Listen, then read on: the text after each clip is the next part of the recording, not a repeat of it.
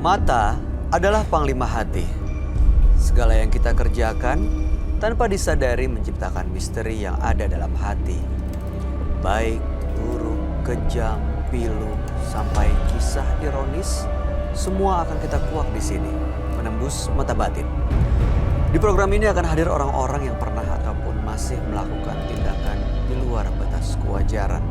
Dan bintang tamu yang hadir pada malam hari ini adalah Yeyen Lydia. Apa kabar Yeyen? Baik, Bayu. Terima kasih kembali hadir di Menembus Mata Batin. Sama-sama. Gimana pengalaman mistis kamu belakangan terjadi lagi kah atau masih ada kejadian yang bikin trauma? Aku sih kalau kejadian-kejadian yang aneh-aneh jarang banget ya.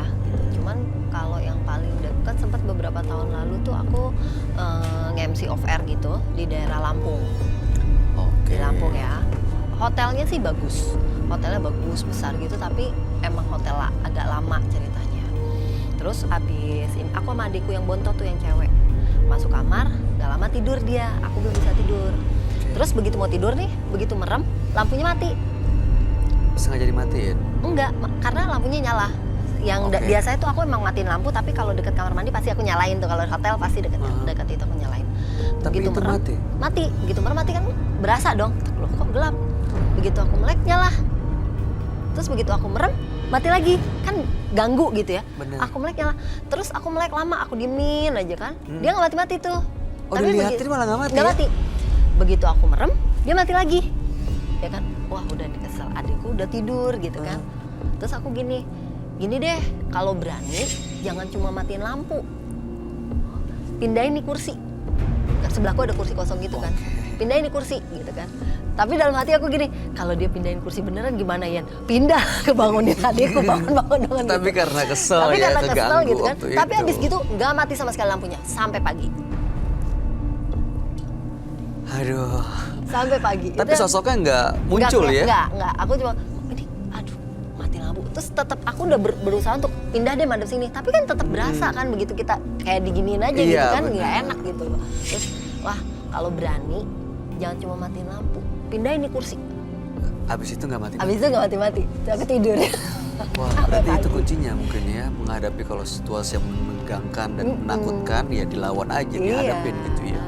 Oke, mudah-mudahan malam hari ini kamu baik-baik aja ya. Amin, mudah-mudahan. Emang mau ada apa? Iya, kita ketemu dengan partisipan macam-macam nih. Ada yang pelaku mistis, yang pesugihan, pelet, jimat, dan lain-lain. Nah, malam hari ini akan hadir seorang perempuan yang mengaku sering mendapat serangan santet. Kami akan panggil dia dengan nama samaran. Kami persilahkan Fetty.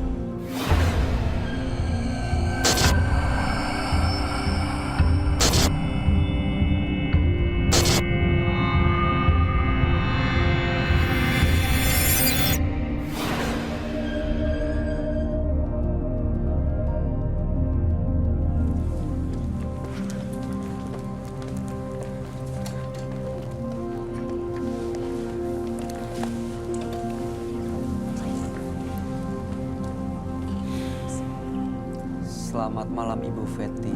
Selamat malam. Apa kegiatan Anda sehari-hari saat ini? Saya bekerja di di sebuah perusahaan. Perusahaan swasta ya? Iya. Baik, apa yang mau Ibu ceritakan pada kami? Nih, awal mulanya ya, pada tahun 2010 kan saya pernah tuh saya belum nikah-nikah gitu. Udah gitu dibawa mama saya tuh ke Ustadz. Setelah dibawa ke Ustadz, nggak taunya keluar keris. Diobatin, katanya sih saya disantet. Cuman santetnya ditutup jodohnya doang. Tuh. Dari mana keluar keris? Dari sini, dari badan iya, sepasang, tapi udah bekarat. Katanya sejodoh. Besar, kecil? Segede gini. Oke, lalu kemudian? Udah gitu, singkat cerita ya, tahun 2012, mas saya kan sakit tuh, parah tuh. Udah kena 3 kali, keluarnya macem-macem lah, nggak bisa buang air. Pas habis tuh nggak bisa buang air, pas diiniin di Pak Ustadz itu, diambil ada pakunya 3 tuh. Dari mana? Dari perut. Habis itu langsung tempat bisa yang buang sama? air. Iya, habis itu bisa? langsung bisa buang air. Sampai 3 kali kena tuh. Pas keempat kalinya habis lebaran tuh. Habis lebaran kan namanya orang panik ya habis lebaran. Dia tuh mama saya muter-muter panas gitu di belakang saya, meluk-meluk saya gitu. Akhirnya dibawalah ke rumah sakit habis lebaran tuh 2 hari. Dibawa ke rumah sakit nggak lama meninggal. Nah habis meninggal itu serang 3 hari saya kena santet tuh. Keluarnya dari sini apa namanya sih? Dari tenggorokan. Keluar kayak apa namanya kapas orang meninggal udah kuning-kuning 3 ditaruh di Kapas orang meninggal? Kok kapasnya warna kuning gitu? Iya udah agak kuning. Emang buat kalau orang meninggal suka ditaruh kapasnya Itu di yang sini. ngeluarin siapa, Bu? Yang ngeluarin itu lain lagi orangnya. Kalau nggak salah udah gitu udah dikeluarin. Satunya apa namanya kapasnya taruh dalam perut. Nggak lama lagi kena lagi tuh di payudara paku. Apa, Bu?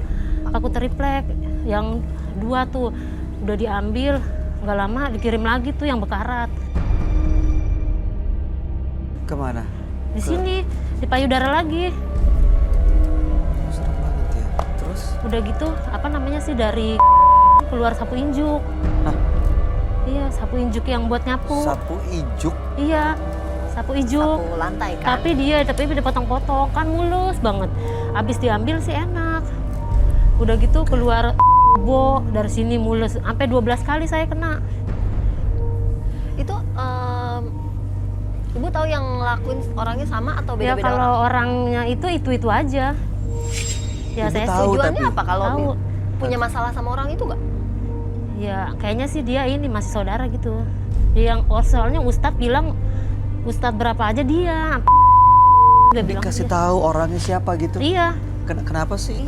Kena alasannya kenapa? Iya Bu? makanya Ya nggak tahu mungkin pernah gara-gara ribut kah? Atau misalnya gimana Bukan. gitu kalau nggak ada Kayaknya urusan sih kan harusnya waktu itu nggak. pernah di Betul. Rukia dia pengen nguasain ini kayaknya. Pengen nguasain apa? Rumah orang tua tadinya semua. Ini keluarga dekat, Bu. Iya bukan orang lain. Ibu pernah bicara ini baik-baik dengan yang bersangkutan? Ya tapi namanya kayak gitu nggak ngaku lah, orang nggak ada undang-undangnya. Tapi Malah kita pernah- dituduhnya nuding.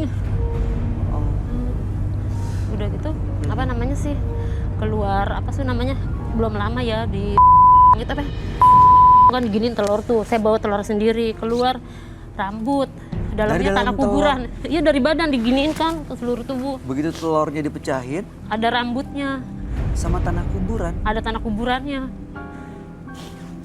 itu kenapa, Bu? Ya nggak tahu sih saya juga. Itu apa yang Ibu rasain? Ya Makanya pakai telur dikeluarin. itu kan saya kan kalau malam nggak bisa tidur sampai sekarang. Jadi suka didatengin sosok tinggi besar gitu. Saya dipeluk-peluk dari belakang. Jadi kan santetnya itu keluarnya macem-macem tuh. Apa namanya sih dari perut. Ada apa sih namanya paku yang paling parah tuh paku 7 cm. Di sini hampir mau mati saya. Tahun 2000 berapa ya? 2016 apa kalau nggak salah. 2013 apa 14 tuh. Heeh. Udah gitu kan Apa saya kena yang Ibu santet. rasain waktu itu? Mula sakit. Kalau udah diambil enak, cuman abis diambil sore nih malamnya di atas sungan rumah bleder, peletasan, kayak kena lagi paginya.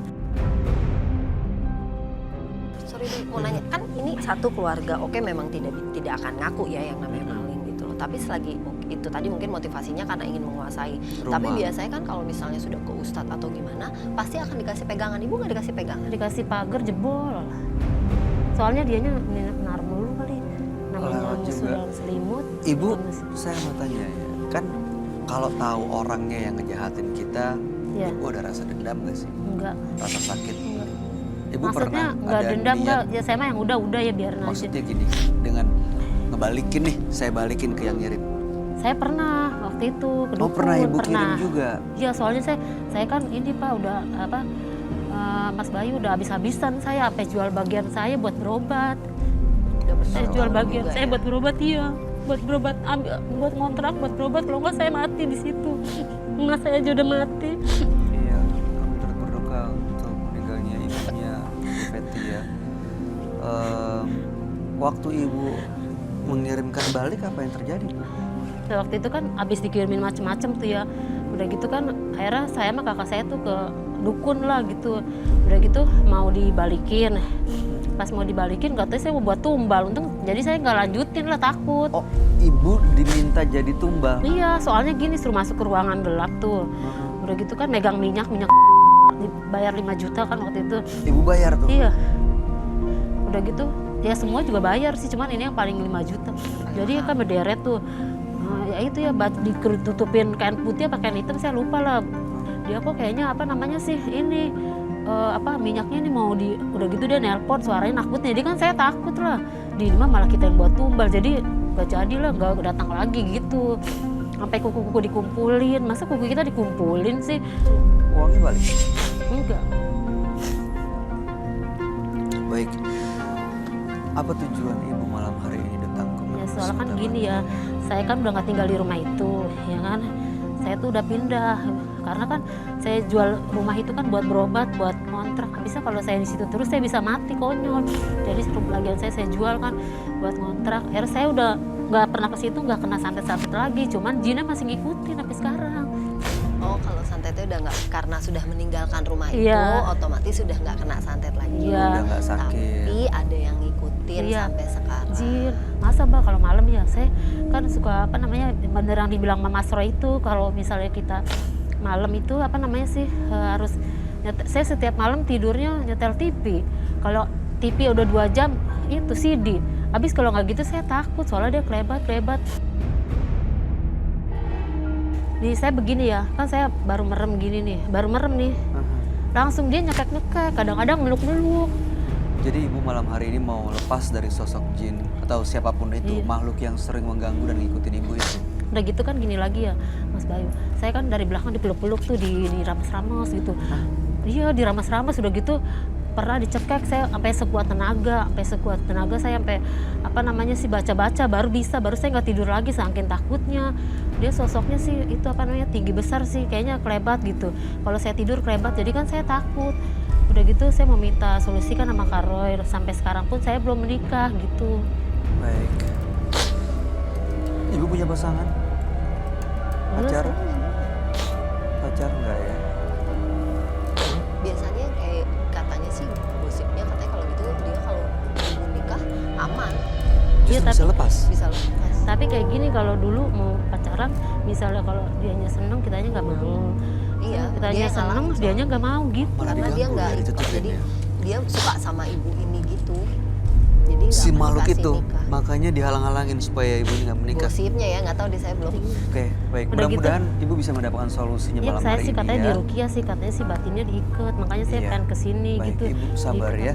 Ibu sabar, satu-satu kita cari akar permasalahannya dan mudah-mudahan ibu bisa mendapatkan solusi.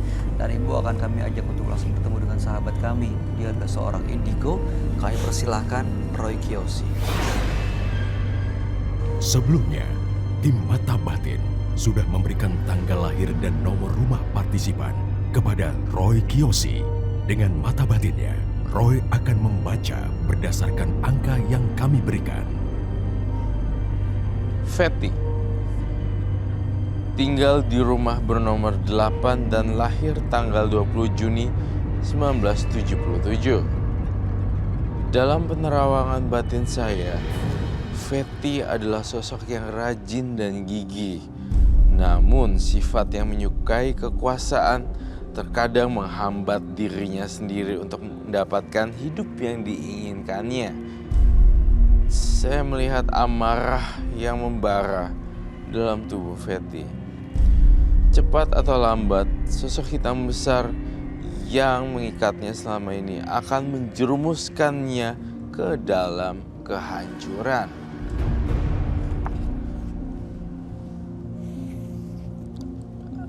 Jika bau genderuwo ini sangat khas sekali, saya merasakan ada bau genderuwo yang sangat khas sekali.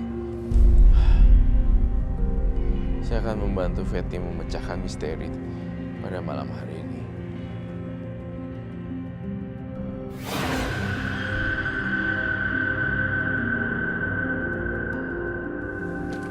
Selamat malam. Selamat malam, Roy. Selamat malam Bayu, selamat malam kalian, dan selamat malam partisipan kita.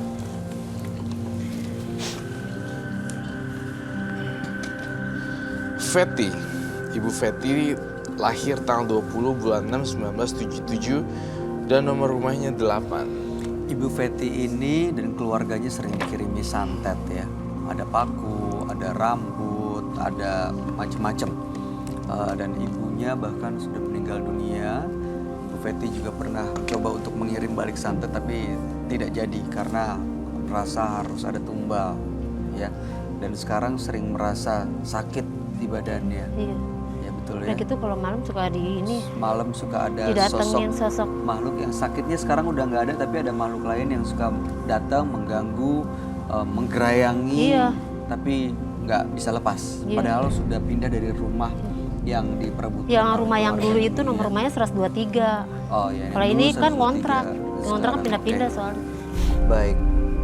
Saya mencoba menggambar apa yang saya lihat dulu ya. Ini sosok apa ya? Kayak genderuwo ya, Pak? Ya, kayak genderuwo ya.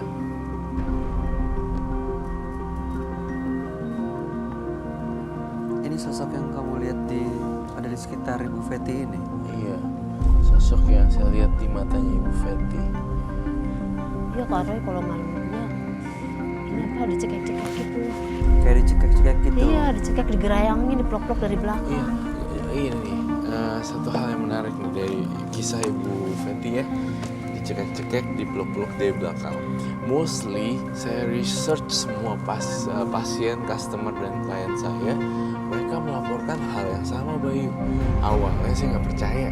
Kok bisa sih di ini sama genderuwo gak ada bukti gitu. Tapi dengan banyaknya kasus dan Sama semua ya, yang dialami. dan tiba-tiba ada orang yang kasih lihat tanda bercaknya. Memar. Iya, kayak memar gitu, kayak memar. Tiba-tiba ada Tangan, ungu.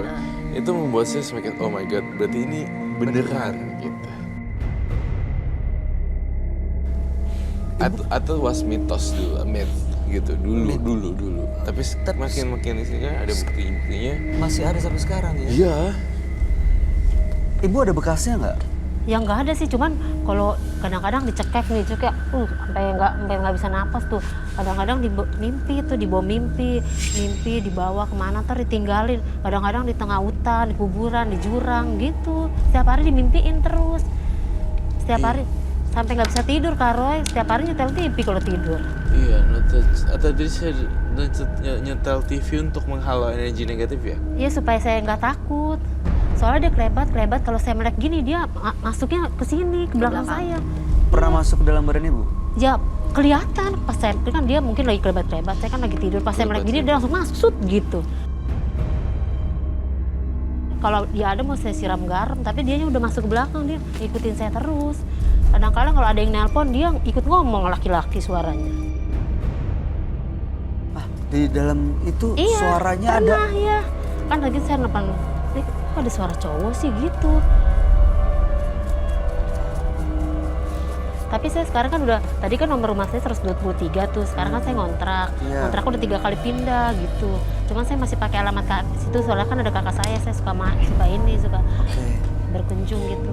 Ibu Fetty ini jangan-jangan memang dikirimin orang makhluk ini yang mengganggu hidupnya sampai dia tiap malam datang di mimpinya gitu ya, Roy?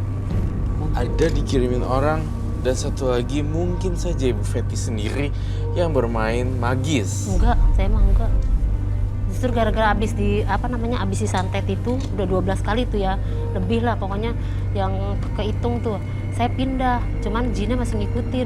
Dia kalau saya kerja ngebor, gini, kadang di pantat, sampai saya kena jantung. Kolesterol saya sampai tinggi, naik ke jantung sampai 302. Apa sih? Saya nggak Ngebor gimana? Kayak Maksudnya gini, lukai kayak orang gini, Kak Roy. sakit berasa Mas Roy, sakit. Pakai tangan. gitu. Ntar Oke. kalau kita Rasanya. tepak dia pindah kemana lagi gitu. apa itu namanya kayak